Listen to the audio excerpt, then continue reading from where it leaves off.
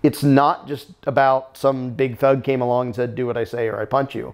That's not how oppression really works in the real world.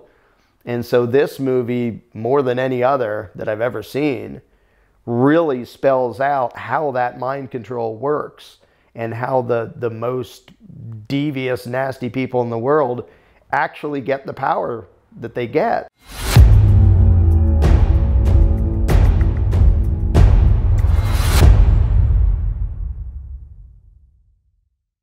So what is the synopsis of the Jones Plantation?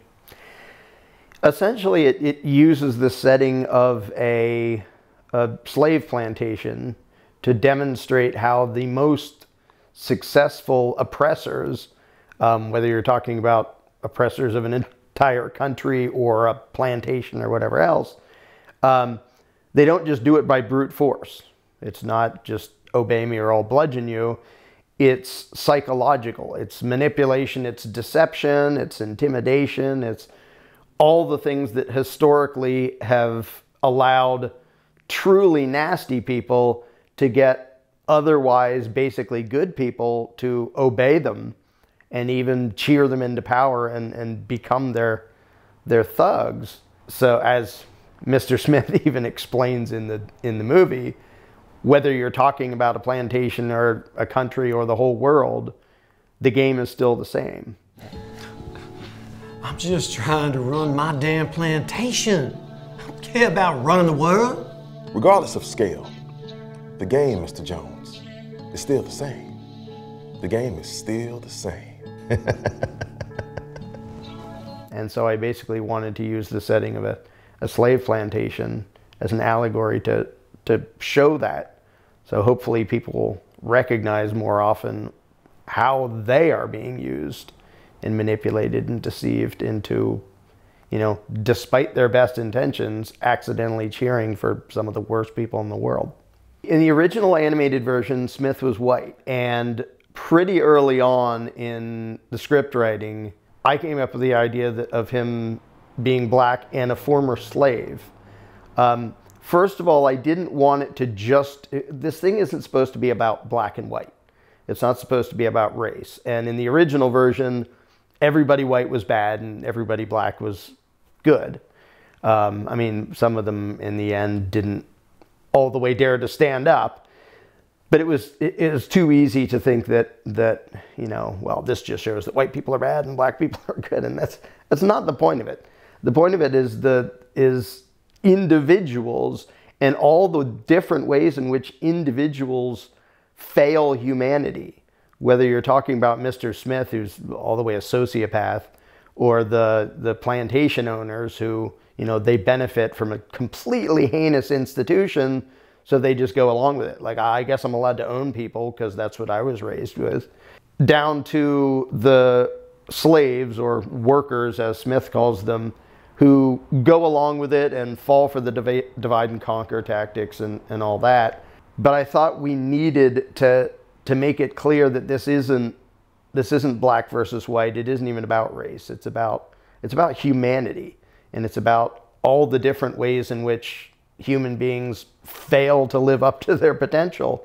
And about the only exception is Samuel. He's the only real hero. Of course, so many people are gonna want to make it about race, and it isn't. And to me, it made it harder to make it about that, to make Smith in the movie version into a former slave himself, to show that he is the worst of the worst of the mere mortals, but it shows the whole spectrum of how many ways in which humanity can, like I said, fail to live up to its potential. What is the big takeaway from this film? Most of the people who enable tyranny and injustice aren't individually malicious. They just fall for the tricks of the very few actually malicious psychos in the world who achieve positions of power.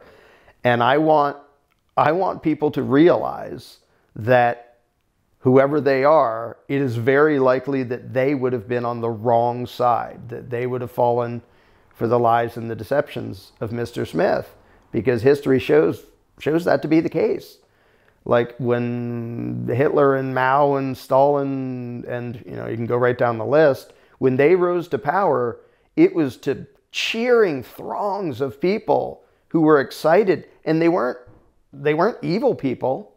They were just duped, and they were tricked into, you know, hating some other group and begging for authoritarianism in the name of protecting them and law and order and all the excuses that tyrants use.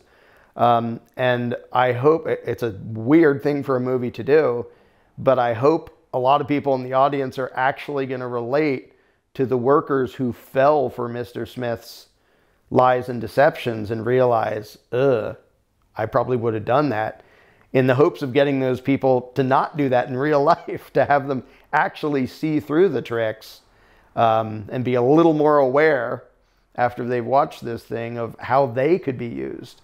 Because it's always just normal, average, hardworking people who empower the tyrannies that happen in this world, whether on a tiny scale or a huge scale. They come and take as much as they want, and they leave us with just enough that we don't rise up or run away. It's always where the tyrants get their power. Like one psycho who wants to rule the world isn't any threat at all if he can't get hundreds of thousands or millions of people to help him have that power because they fell for his lies. You know, if you get one dictator saying, I rule the world, and everybody else just goes, no, you don't. What is he? He's just some psycho babbling in a corner. It's only when he can trick people into cheering him into power and giving him that power. And I want people to recognize and notice how easily they would fall for it, because most people still do. And that's why history is run through this cycle over and over and over again of one set of injustice after another.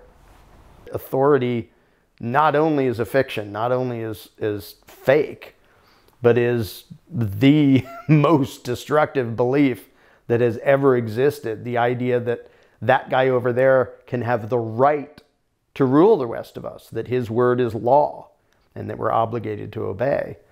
And so that message very much is in the Jones Plantation.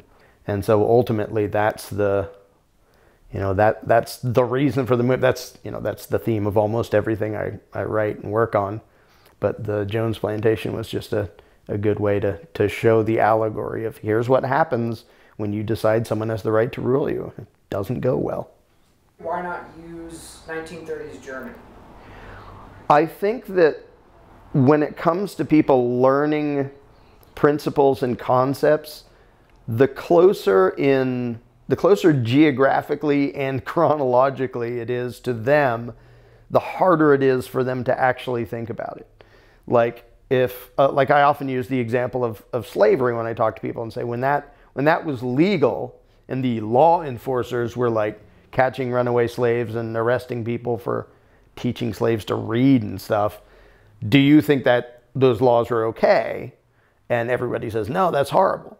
Because when talking about a different time and place, nobody has trouble realizing, okay, that was horrible.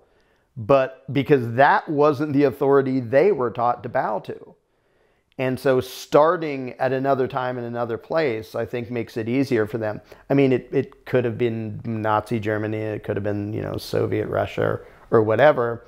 But I think the more remote it is from the here and now, the easier it is for people to ponder the abstract principles and then hopefully apply that today. And I expect and I hope that a lot of people are going to watch the movie and then hours or days or weeks or months later, when they're watching the news and seeing political speeches and stuff, go, oh, holy smokes, that's what that was about. Because it very much relates, but I think it is easier for them to digest it first when you're talking about a different time and a different place. The allegory, I think, is pretty dang blatant. Of course, some people will see it and some people won't, no matter how obvious you make it. We didn't try to hide it very much. We made it pretty obvious. But it's so easy for people to just watch a story that's a different time and different place because they don't have any stake in the game. They don't have to watch it and go, hey, I think this is insulting to me. Like, everybody's going to watch it and go, wow, Smith is creepy, and he's a creepy genius who does manipulative evil stuff.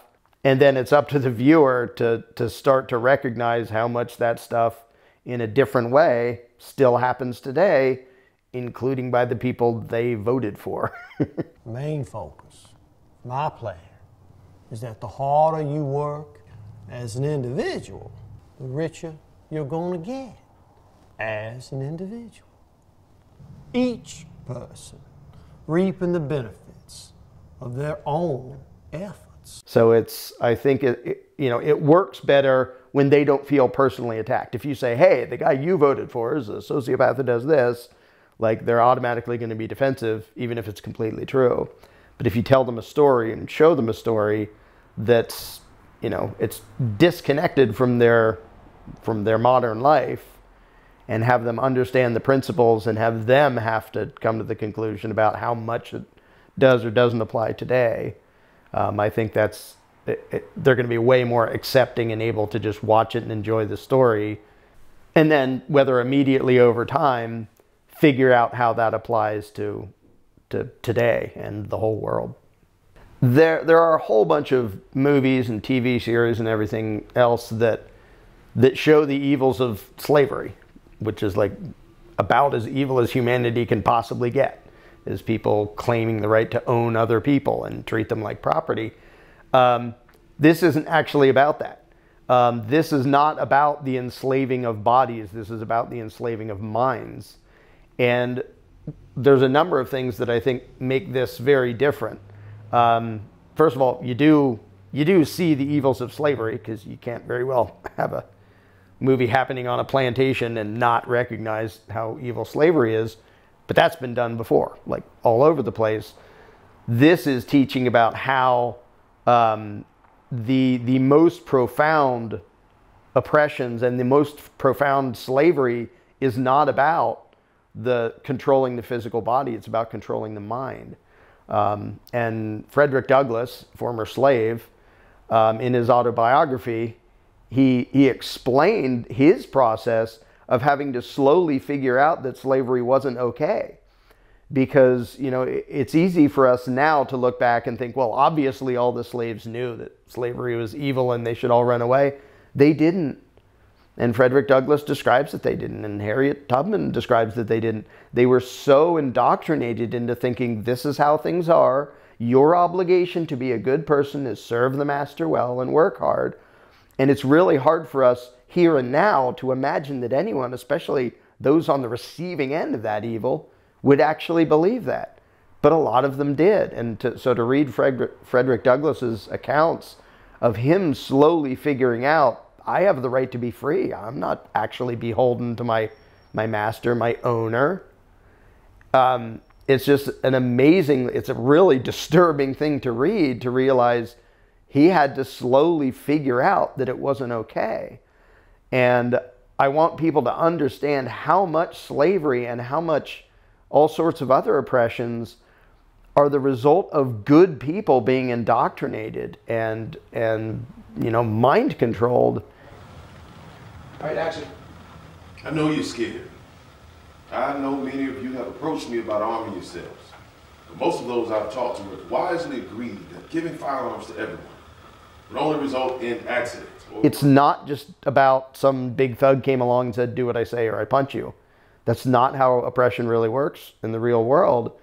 And so this movie, more than any other that I've ever seen, really spells out how that mind control works and how the most devious, nasty people in the world actually get the power that they get and are able to commit the atrocities they commit, not in spite of the good people, but with the help of the good people, which is really sad to see. But it's high time that more people understood how that happens so they don't accidentally help it happen. They have fooled you with their pretty words. If you do not free your minds from their lies, you can never free your bodies. We can change things. How do you think the film's going to be received when it's released? I think right now, more than ever before, more people will be open to actually seeing this and comprehending the point. I do think this movie is going to be sort of timeless, which, it would apply at any time. But whether people are really open to all the way considering the depths of this and all the way considering all of the principles and concepts expressed in this movie, I don't think there's ever been a time as good as right now for people to be receptive to that. And of course, you know, time will tell how people interpret it, how people misinterpret it, and all that. But I think with all that's been going on recently and just the ridiculous spectacles that have that American politics have become, and the whole world, you know, things going on all over the world, and the police state in Australia right now, I do think a lot more people are starting to question things at a base level, because usually, well, to use an analogy from the movie, usually when people are upset with Mr. Jones, all they can think of to do is vote for Mr. Johnson. And most of history has been that way, where all they can think of is, we need a different guy on the throne. And I think now more than ever, more and more people are willing and able to think, maybe the throne is the problem and not the guy on it. And so I guess we'll see what the reaction is, but I think now is a perfect time for this to be coming out. When I write articles and make videos and you know, my own little YouTube videos and stuff, it's always a guessing game of what people will like, what will resonate with people, and how they're going to react. And this is sort of a huge version of that, where I'm really eager to see what people take out of this. And I know different people are going to take different things out of this, but I hope a lot of people, and I think that a lot of people, are actually going to get a way deeper understanding of how evil gets its tentacles into the world, and it's by way of the good people, and it's by way of the normal people. And I hope that that's really dang obvious to people. And if a bunch of people just watch it for the story, I think it also gives a very entertaining, fascinating story as well. So it's not just a lecture, just sit there while we lecture at you. It's in the form of a story that even if you don't bother to notice the allegory, I think it'll still be exciting and intriguing for people. And I hope they'll, you know, be spreading it around, even if they didn't fully understand it, be telling all their friends, you got to see this, it's really weird and traumatic. But I hope, like, while they're watching it, and more importantly, after they're done watching it, they slowly notice more and more things that actually reflect here and now. How we're pitted against each other, how good people are tricked into falling for ridiculous games that only empowers the worst people in the world and hurts everybody else. I'm really eager to see what all people take out of it.